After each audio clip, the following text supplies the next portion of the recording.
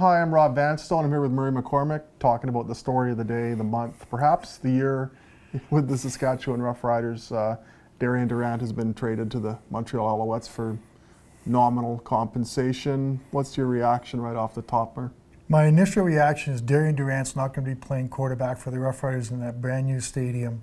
And is there any guy that probably had as much to do on the field with that stadium as Darian Durant? Arguably, I think that way. Surprised, but not surprised. We thought something was going to happen. We thought something was up. We thought they were going to finally do something.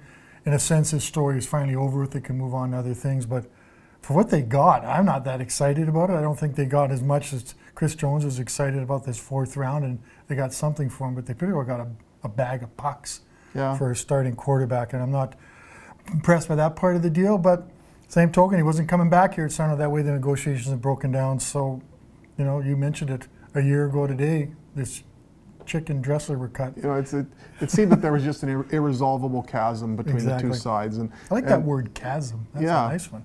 So I'll try and, now I'm going to look it up and see what it means. It starts with a K, doesn't it? No, C.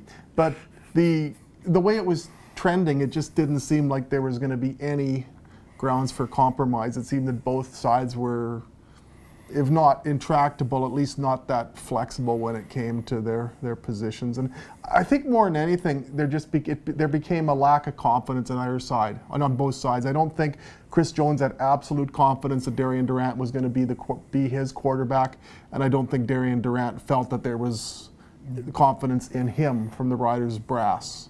And as a result, if you're not totally on board with your quarterback, and if you don't think this is our guy, we'd better pay him, especially considering all he's done here, then maybe it makes sense for there to be a severing of ties, as painful as it may be. And the Alouettes still have to sign him because he's still a free agent, but you have to remember this is trading for rights to Darian Durant, which is kind of a bit of a twist, you know, because they got to sign him. I'm assuming they're going to sign him. They wouldn't make a deal without this type of magnitude without making sure he's signing, but there's that bit of that question mark there.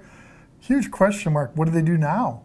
The four quarterbacks there's four quarterbacks. The test to be to name them all who are left, and Mitchell Gale, Jake Waters, Brandon Bridge, and G.J. Kinney, and another guy, Bryant Bennett, who just was recently signed.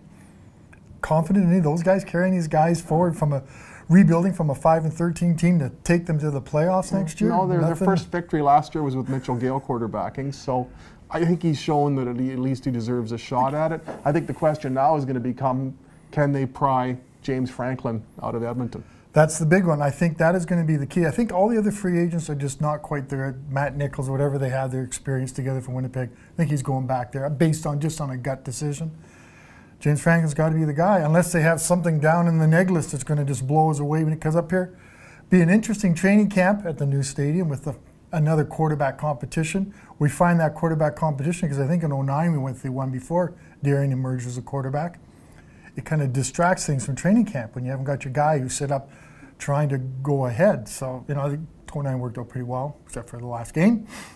So I think that's kind of those things. You got to worry about that distraction. But does Chris Jones have a plan? Do you think he has a plan? I don't think they can make a move of this gravity without making sure that they've got a fallback. Who knows what it might be at this stage. Maybe it's Kevin Glenn. Maybe we'll get Kevin Glenn 3.0 in Mosaic Stadium 2.0. For Murray McCormick, 1.0, I'm Rob Vanstone. Take care. Welcome to 2017.